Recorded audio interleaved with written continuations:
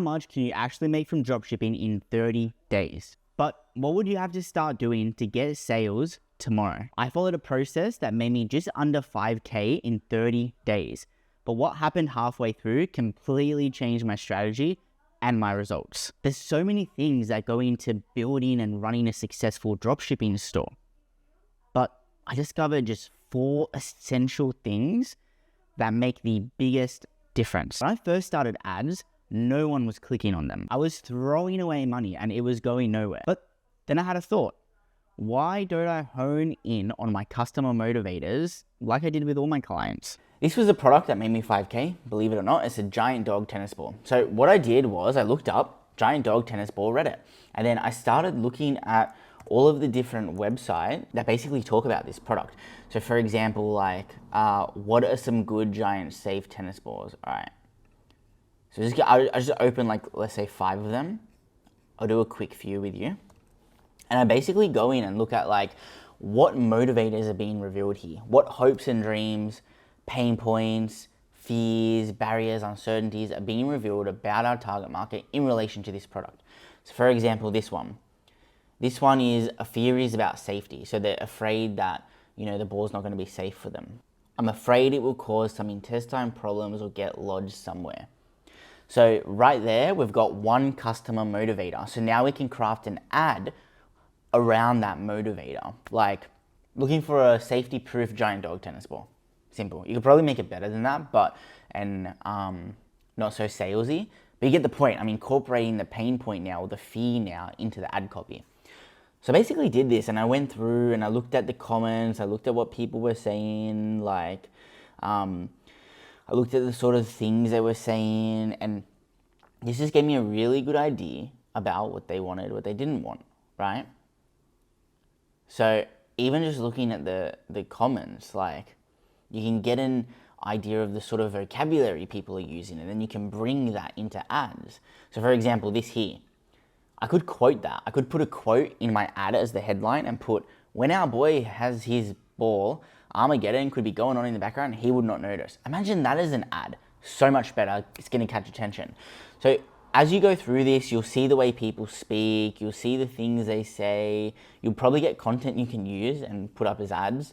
And it gives you a really good idea of your customer motivators. And then you can incorporate all of that onto your ads, onto your landing page, and so on. And it just gets you more clicks. Here's another pain point, like durable. They want something durable, it always breaks.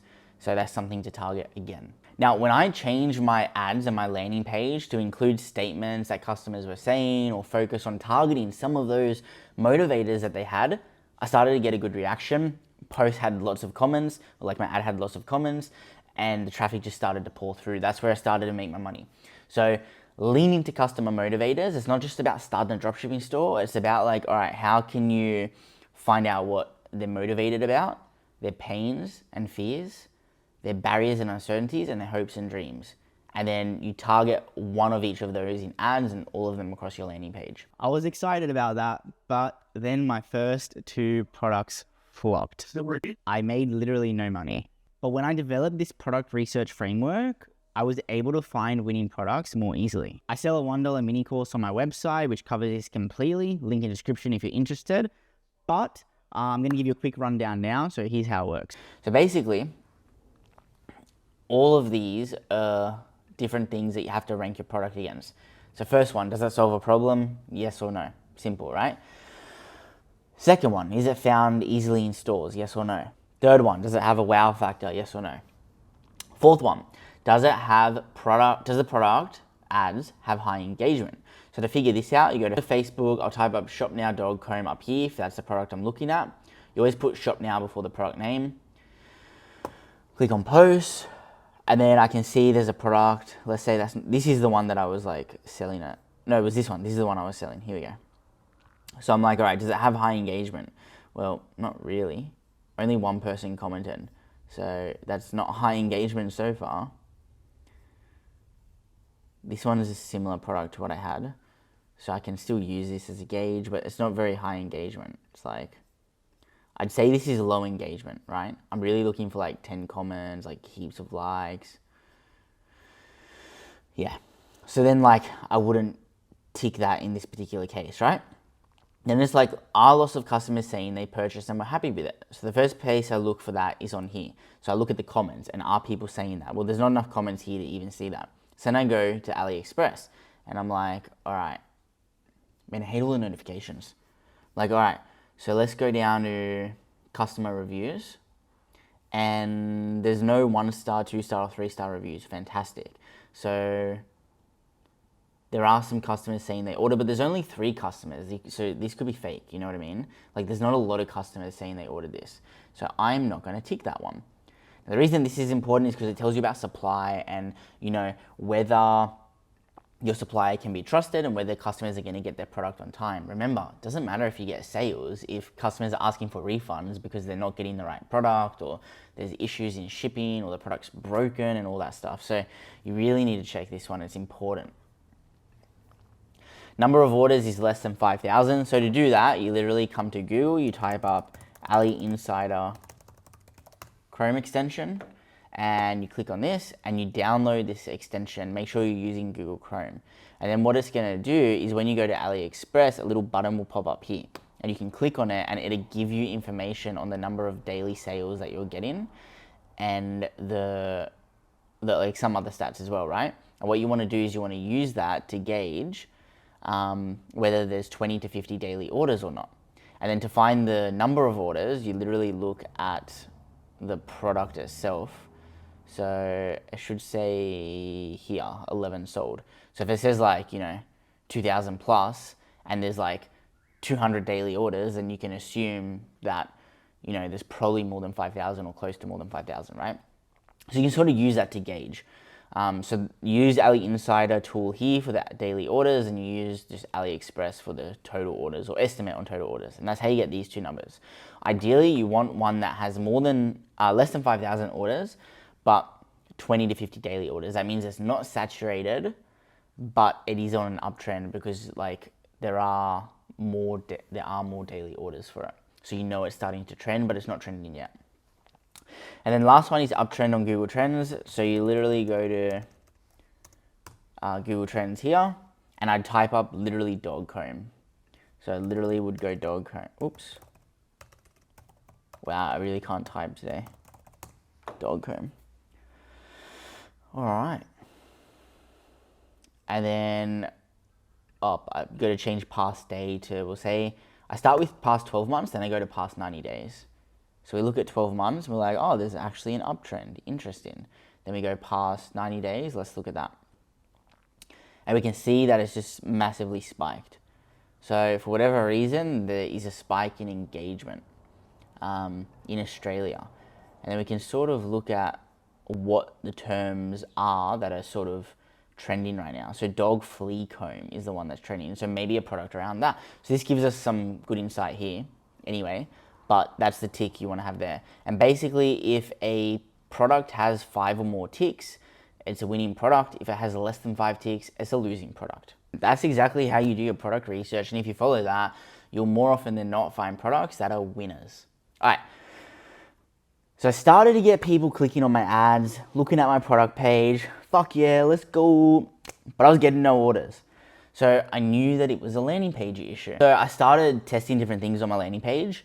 I changed the price of the product multiple times to see if that would influence like whether people purchased or not. It did a little bit, but it didn't make a big difference. So I changed like the headline at the top, like the product name. I made it from, you know, giant dog tennis ball to, you know, put a smile on your dog's face with this giant dog tennis ball. So I changed it from just the product name to like the outcome plus the product name. That worked better as well. I started to get more add to carts, but the purchases didn't really increase. So none of it really made a big difference until I did this one thing. I changed the product image, like the first product image that shows on the product carousel on my product page, from, I think it was this one here, right? So this one here was the first image that showed in the product carousel at the top of the product page.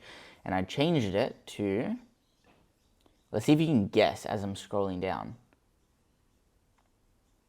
This one. This single image is responsible for making me $5,000 in less than 30 days. Insane. insane that just changing that one image took me from getting like maybe 1 or 2 orders a day to literally like a bunch of orders every single day on repeat. And then, you know what I did? I put this as my ad image as well, and it just started going bonkers. So this one image worked. Why? Let's look at the difference. Well, obviously the quality and like the lighting and whatnot, that's obviously different. But what else is different?